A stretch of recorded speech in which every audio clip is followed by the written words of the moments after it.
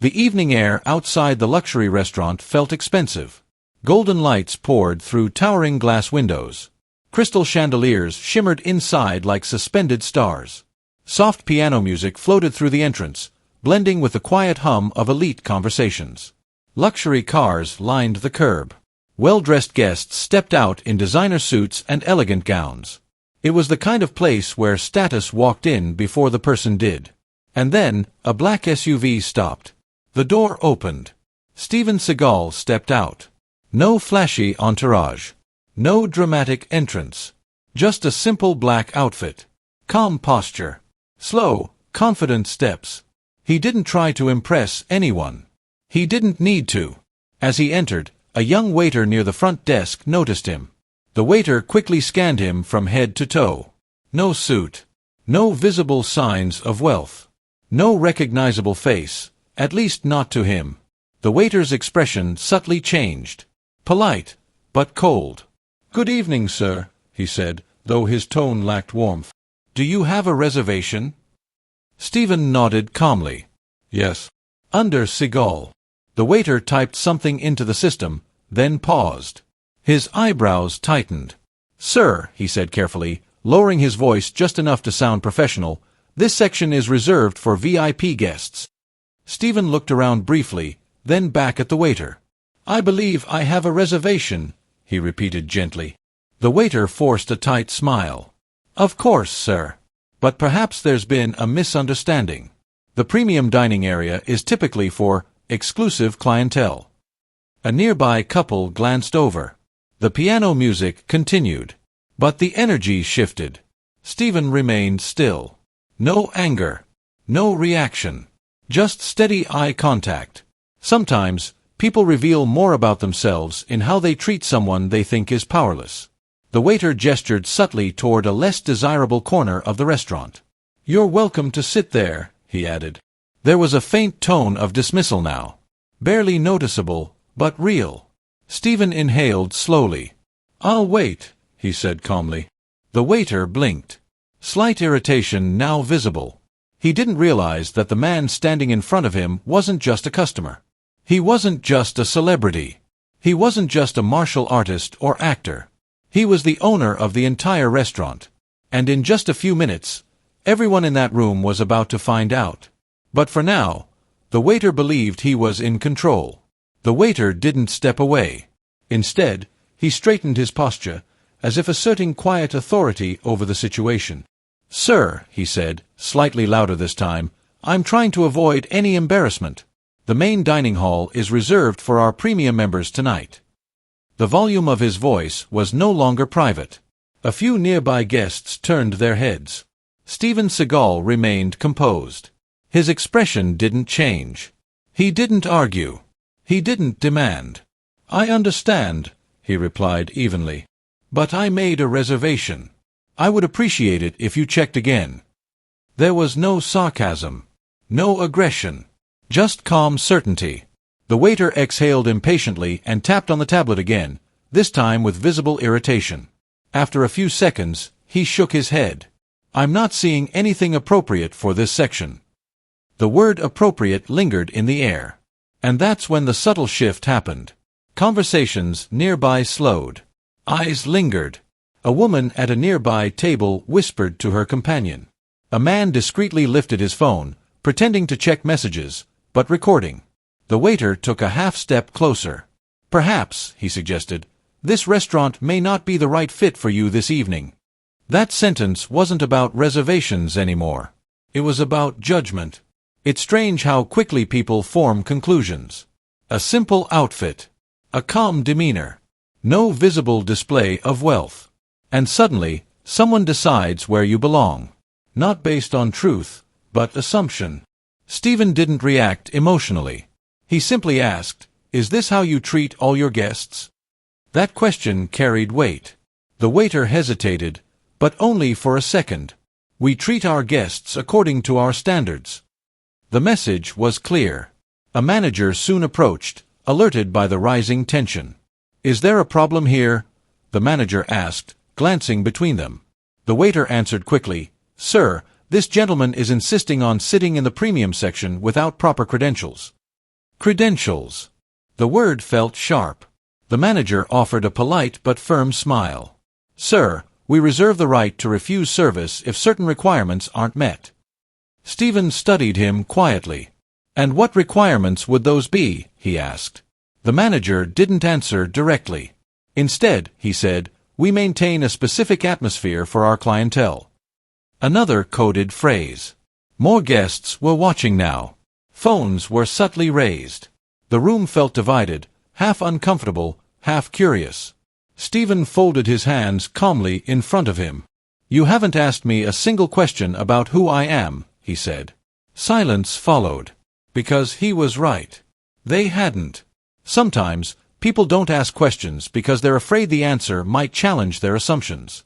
The waiter crossed his arms slightly.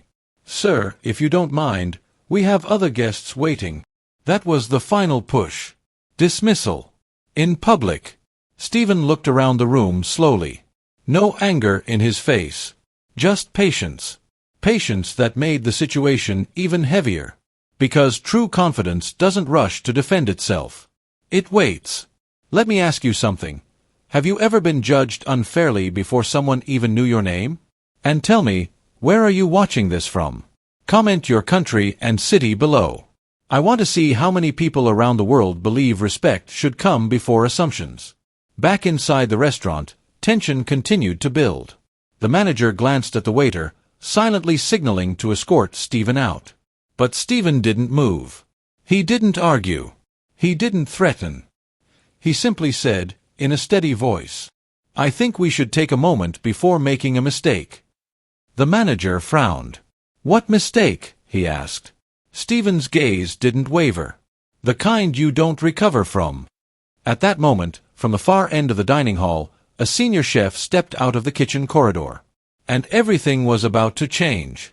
The senior chef paused mid-step. From across the dining hall, he stared. Not casually, not curiously, but intensely. He wiped his hands slowly on his apron, eyes narrowing as recognition flickered across his face. Back near the entrance, the manager was growing impatient. Sir, he said firmly, we don't want to escalate this. If there's been a misunderstanding, we can help you find another establishment that better suits your needs. Better suits your needs. Another polished insult. The waiter stood slightly behind him now, arms folded. Confident. Certain. Almost smug. Steven Seagal remained still. Calm breathing. Relaxed posture. No ego. No raised voice. I'm not here to cause trouble, Steven said evenly. I'm here for dinner. His tone wasn't defensive. It was grounded. But the room didn't feel grounded anymore. The energy had shifted. Guests were openly watching now. Some whispered. Some pretended not to stare. Several phones were clearly recording. Whispers traveled table to table. Isn't that? Wait, I think it is. No way. But doubt still lingered. Because the man standing there didn't look like he needed to prove anything. And that confused people. The manager glanced around, realizing the scene was drawing attention. He lowered his voice. Sir, we're asking you politely to step aside. Steven's eyes met his. Are you sure, he asked quietly, this is how you want to handle this? The question wasn't loud. But it landed heavily. For a split second, uncertainty crossed the manager's face. The waiter, however, jumped in quickly. Sir, we have standards here. There it was again. Standards. Not facts. Not verification. Just perception. It's fascinating how people cling to authority when they believe they're safe. When they think the other person holds no power, they become bold. But true strength isn't loud. It doesn't rush. It doesn't panic. It simply waits for truth to reveal itself. Steven didn't move. Didn't argue. Didn't flash a name. Instead, he asked another question. Have either of you checked the ownership registry tonight? The manager frowned. That's irrelevant. Is it? Steven replied calmly. The waiter scoffed slightly. Sir, we don't have time for games. Games. That word echoed. From the kitchen doorway, the senior chef took another step forward. His face was pale now. because he knew. But he wasn't sure whether to interrupt. The dining hall had fallen nearly silent. Even the piano music seemed softer. Moments like this test character. Not wealth. Not fame. Character. Steven folded his hands loosely in front of him. "I believe," he said gently, "you're about to learn something important tonight." The waiter's confidence flickered, just slightly. The manager crossed his arms. "And what would that be?" Steven held eye contact. That respect should never depend on appearance. Silence. Thick. Uncomfortable. A glass clinked somewhere in the background. And then, the senior chef finally approached. "Excuse me," he said cautiously to the manager. The manager looked irritated. "Yes." The chef leaned in slightly and whispered something. The manager's face changed. First confusion. Then disbelief. Then a faint shade of panic. He shook his head. "No. That's not possible." The waiter looked between them. "What's going on?" he asked. The chef swallowed. "Sir, I'm certain." The manager turned slowly back toward Steven. For the first time since the interaction began, uncertainty was visible. Steven didn't smile. Didn't gloat. He simply waited. Because when truth stands still, lies begin to tremble. "Let me pause here and ask you something. If you were standing there, watching this unfold, would you step in? Would you defend someone being treated unfairly? Or would you stay silent and record like everyone else? Be honest. Comment below. Step in or stay silent. Your answer says a lot about who you are." Back inside the restaurant, tension tightened like a drawn wire. The manager cleared his throat. "Sir, may I ask your full name?" Steven's voice remained steady. "You already have it." The waiter's face slowly lost color. Because the name suddenly meant something. Something bigger than they had assumed. The manager gestured nervously toward the front desk computer. "Run it again," he whispered to the waiter. The waiter's fingers trembled slightly as he typed. The screen loaded. A long pause. And then, his eyes widened. The manager leaned over. Silence stretched. Around them, guests leaned forward. Phones held higher now. The chef stood frozen. Steven remained exactly as he had been from the start. Calm. Still. Unshaken. Because real power doesn't need to shout. It only needs to be revealed. And in just seconds, everything they thought they knew about the man they tried to remove was about to collapse. The glow of the computer screen reflected in the waiter's widening eyes. He blinked once. Then twice. As if the information in front of him refused to make sense. The manager leaned closer. "What is it?" he whispered sharply. The waiter swallowed. It says." He stopped. Because saying it out loud would make it real. Across the room, the soft piano music continued, unaware that the entire power structure at the entrance was about to shift. Steven Seagal stood exactly as he had from the beginning. Calm, composed, hands loosely folded. Not a trace of tension in his posture. The manager grabbed the tablet from the waiter. He scanned the screen himself. The reservation was there. Not only that, the ownership credentials were attached to the profile. Majority shareholder. Executive authority. Founding partner. The manager's face drained of color. "No," he murmured under his breath. The waiter's earlier confidence now looked fragile. He glanced around, suddenly aware that people were watching not with curiosity, but anticipation. When someone believes they hold authority, they feel powerful.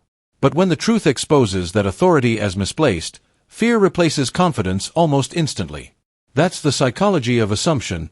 It collapses under verification. The senior chef stepped forward respectfully. "Sir," he said gently toward Steven, "we weren't expecting you tonight." Steven gave him a small nod. "I prefer that," he replied. His voice was steady. No sarcasm. No triumph. The manager straightened his jacket, attempting to regain control of the narrative. "There must have been a system oversight," he said quickly, forcing a thin smile. But the room wasn't buying it. Guests had clearly sensed the shift. Phones were no longer discreet. They were openly recording. Whispers grew louder. "That's him. I knew it. They just tried to throw him out." The waiter took a half-step back. For the first time since the interaction began, he looked unsure. Steven looked at him, not with anger, but with calm observation. "You were very certain earlier," Steven said quietly. The words weren't aggressive, but they carried weight. The waiter tried to speak. I was just following protocol." Steven tilted his head slightly. "Protocol requires verification," he replied. Silence again. Heavy. Unavoidable. The manager quickly stepped in. "Mr. Seagal, please accept our sincerest apologies. This was clearly a misunderstanding." A misunderstanding. That word floated awkwardly in the air. When mistakes are exposed, people often minimize them. They call them misunderstandings, oversights, policy errors. It's easier than admitting bias. Steven didn't move toward the dining hall. He didn't accept the apology immediately. Instead, he asked a simple question. "Before you knew who I was, would you have apologized?" The manager hesitated, and that hesitation answered everything. The restaurant had gone almost completely quiet now. Even guests who had nothing to do with the situation felt the tension. Because this wasn't just about a table anymore. It was about character. The waiter's hands trembled slightly at his sides. He had gone from confident authority to silent uncertainty in less than 2 minutes. Power had shifted. But Steven didn't exploit it. He simply stood there, letting the truth breathe in the open air. The senior chef spoke again. "Sir, your private table is ready." That sentence landed differently. Private table. Owner. Authority. Reality. The manager quickly motioned for staff to clear a path. But Steven didn't immediately follow. Instead, he looked around the room. At the guests. At the staff. At the young waiter who had judged him without asking a single question. Pause for a second. If you were in his position right now, fully validated, completely in control, what would you do? Would you publicly fire the waiter to make a point? Or would you handle it privately? Comment below, public or private. Because the next move defines leadership. Back inside the restaurant, the manager attempted to regain dignity. "Please, Mr. Seagal, allow us to make this right." Steven's gaze returned to him. "Making it right," he said calmly, "starts before someone's identity is revealed." The waiter's breathing grew shallow. Regret had replaced arrogance. Fear had replaced certainty. But the biggest lesson hadn't been spoken yet. Real leaders don't raise their voice when they win. They raise the standard. Steven finally stepped forward, not toward the table, but toward the waiter. The room held its breath. And in that moment, it was no longer about status, ownership, or embarrassment. It was about what kind of man Steven Seagal truly was. The waiter avoided eye contact. "I'm sorry," he said quietly. Steven studied him. Not with anger, but with assessment. Because what happens next would define not just the waiter's future, but the culture of the entire restaurant. And everyone in that room knew. The real decision was about to be made. The entire restaurant felt suspended in silence. Steven Seagal stood face to face with a young waiter who, only minutes ago, had been confident enough to dismiss him publicly. Now, that confidence was gone. In its place, uncertainty, fear, regret. The manager shifted nervously behind them. "Mr. Seagal," he began cautiously, "please allow us to correct this immediately. Your private table is prepared. Complimentary service tonight, of course." Complimentary. As if generosity could erase disrespect. Steven didn't look at the manager. His attention remained on the waiter. "What's your name?" Steven asked calmly. The question caught him off guard. "Daniel," the waiter replied quietly. Steven nodded once. "Daniel," he repeated, not harshly, just firmly. "When I walked in tonight, what did you see?" Daniel swallowed. I saw a guest." Steven raised an eyebrow slightly. "Did you?" Silence. Because they both knew that wasn't true. Most mistakes don't begin with bad intentions. They begin with unchecked assumptions.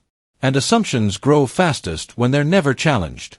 Steven turned slightly so both Daniel and the manager could hear him clearly. This restaurant was built on a simple principle, he said. Respect first. Status second. The manager nodded quickly. Of course, sir. But tonight, Steven continued, respect was conditional. The words settled heavily over the room. Guests were still watching. Some had stopped pretending not to. The recording phones were steady. Daniel's voice trembled slightly. I was trying to protect the atmosphere. Steven looked at him. And what kind of atmosphere were you protecting? Daniel didn't answer. Because the honest answer would have been uncomfortable. An atmosphere of exclusivity. An atmosphere where appearance determined belonging. Steven took a slow breath. True luxury, he said calmly, is not about who you exclude. It's about how you treat everyone who walks through the door. The manager stepped forward again. Sir, we assure you this will be handled internally. Internally. Another attempt to contain the damage. Steven finally looked at him. Handled how? The manager hesitated. We can terminate his employment if that is your wish. The word terminate seemed to echo through the hall. Daniel's shoulders stiffened. This was the moment. Power fully restored. Authority unquestioned. One word from Steven, and Daniel's job would be gone. Pause right here. If you were the owner in this situation, publicly disrespected, judged unfairly, would you fire him immediately? Or would you give him a second chance? Comment below. Fire or forgive. Because this decision reveals more about leadership than anger ever could. Back inside the restaurant, Steven's expression remained unreadable. Daniel, he said slowly, if I had dressed differently tonight, if I had walked in wearing a suit, would this conversation have happened? Daniel's silence was answer enough. Steven nodded slightly. That's the problem. Bias rarely announces itself. It hides behind policy, tone, and subtle language.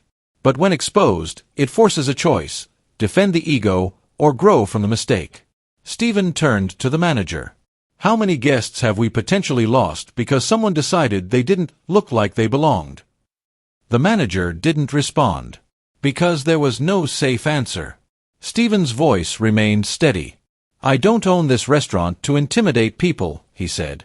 I own it to set a standard. The words carried authority, but not aggression. The chef watched silently from a distance. The guests leaned in. Even the piano player had slowed his rhythm. This was no longer just an incident. It was a lesson unfolding in real time.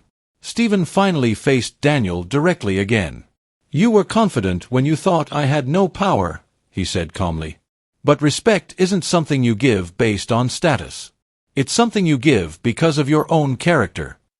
Daniel's eyes lowered. I understand, he said quietly. Do you? Steven asked, not cruelly, but honestly. Daniel nodded. I misjudged you. Steven corrected him gently. You misjudged a person. The distinction mattered. Silence lingered again. The power dynamic had completely reversed. But Steven wasn't using it to humiliate. He was using it to teach. Real authority doesn't seek revenge. It seeks correction. Because punishment might fix behavior, but understanding changes mindset. The manager cleared his throat. Sir, your decision. Every staff member nearby held their breath. Every guest waited. Steven looked around the restaurant one more time. Then he spoke. This restaurant will not operate on fear, he said. It will operate on accountability. Daniel looked up, uncertain what that meant. You will not be fired tonight, Steven continued calmly.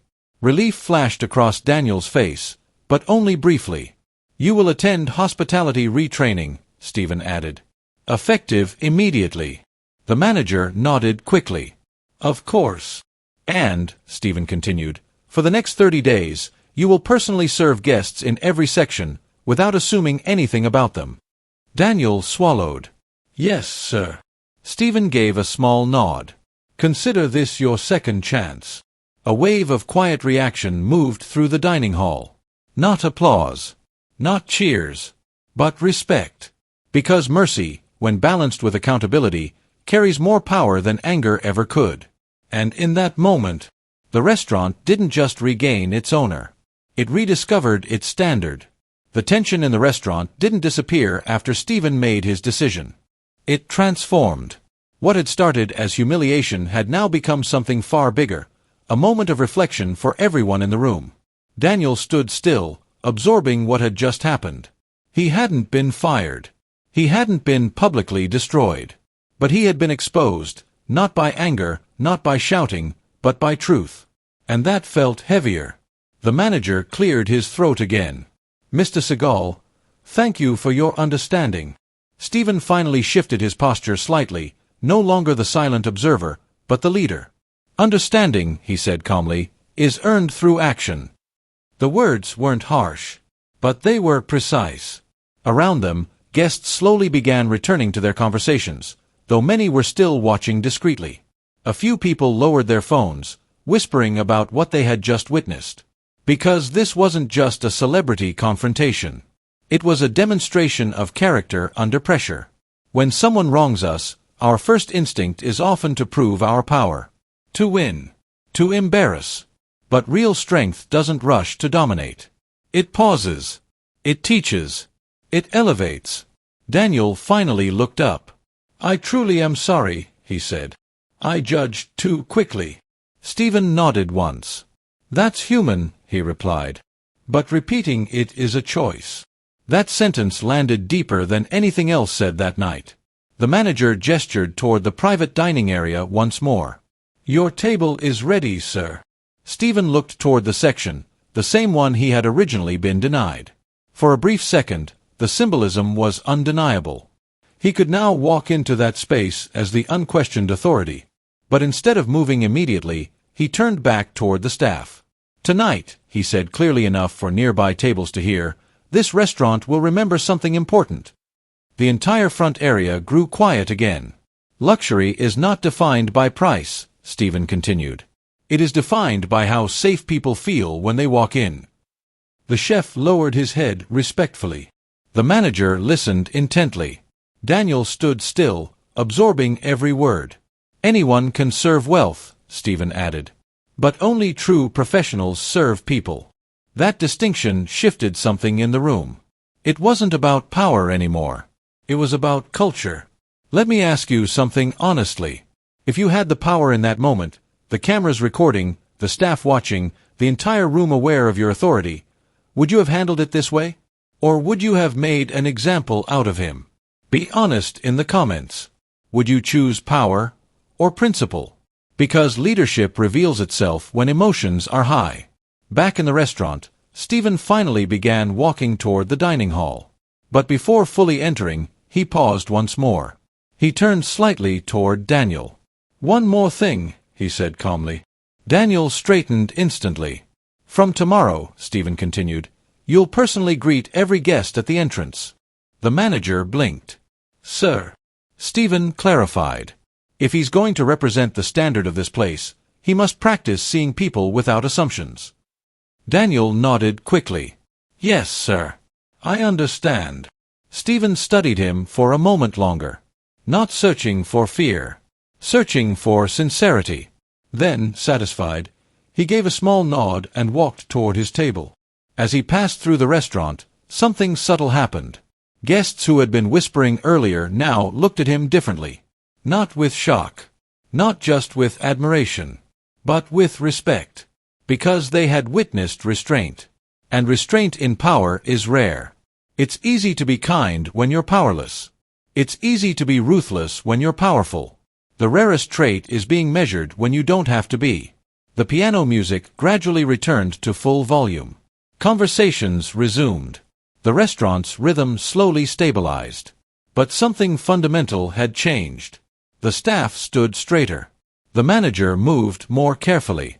And Daniel looked humbled. Not broken. Humbled. At his private table, Steven sat quietly. No dramatic celebration. No smug expression. Just calm presence. Because the goal had never been to win an argument. It had been to restore a standard. Across the room, one guest uploaded the video clip. Within minutes, Notifications began lighting up phones. The moment was already spreading. But inside the restaurant, the lesson had already landed. Respect is not optional. It is foundational.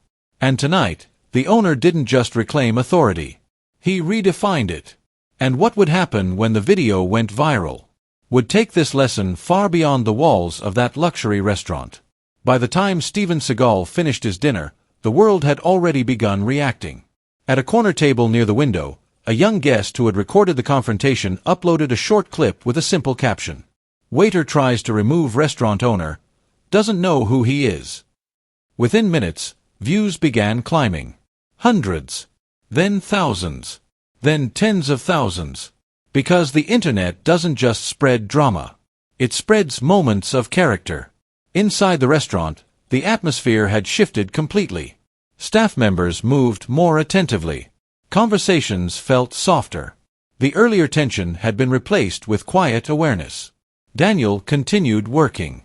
But something about his posture had changed. He wasn't just performing a role anymore. He was thinking. Embarrassment fades. Consequences pass. But awareness, if embraced, transforms a person. At his private table, Steven sat calmly, finishing his meal without special treatment. No public speech. No grand announcement. Just dignity. When he finally stood to leave, the manager approached again. Mr. Seagal, he said respectfully, we've already received several calls. The video is spreading rapidly. Steven paused. And what are they saying? He asked. The manager hesitated. Most are praising how you handled it. Steven gave a small nod. Good, he said quietly. Then the right message is traveling. Outside the restaurant, cool night air greeted him. Flashes from distant phones followed as guests exited behind him. But he didn't look back. Because the moment was never about attention. It was about principle. By the next morning, the clip had millions of views. News pages reposted it. Comment sections exploded. True leadership. Class over ego. This is how power should look. But among the praise were deeper conversations. People shared their own stories of being judged unfairly. Stories of being underestimated. Stories of walking into rooms where they weren't expected to belong. The incident had become bigger than one restaurant. It had become symbolic. Now I want to ask you something honestly. Have you ever been underestimated? Have you ever walked into a room where people assumed you didn't belong? Tell me your story in the comments. And more importantly, do you believe respect should be automatic or earned? Comment respect if you believe it should never depend on status. Back at the restaurant, Daniel arrived early for his shift the next day. Not because he was forced, but because he felt something shift inside him. He stood at the entrance as instructed, greeting every guest, making eye contact, asking questions before forming conclusions. And for the first time, he noticed something. Some guests who appeared ordinary were generous. Some who looked wealthy were humble. Some who dressed simply were powerful. And some who looked powerful were quiet. The lesson had taken root. When someone corrects you with anger, you remember the fear. When someone corrects you with dignity, you remember the standard. By the end of the week, reservations at the restaurant had increased. Not because of scandal, but because people wanted to support leadership that chose integrity over intimidation. A local reporter eventually asked Steven for a comment. His response was brief. This was never about ownership. It was about respect. That quote traveled even faster than the video. Because it wasn't dramatic. It was simple. And simplicity is powerful. The restaurant's reputation strengthened. Not as an exclusive venue for the elite, but as a place built on principle. And the staff understood something clearly now. Luxury without respect is hollow. Authority without humility is fragile. And power without character eventually collapses. But that night, power met principle. And principle won. If you believe no one should be judged by their appearance. If you believe true strength is calm under pressure. Type respect in the comments. And subscribe for more powerful stories that remind us what leadership really looks like. Because sometimes, the strongest statement isn't raising your voice. It's standing still and letting your character speak.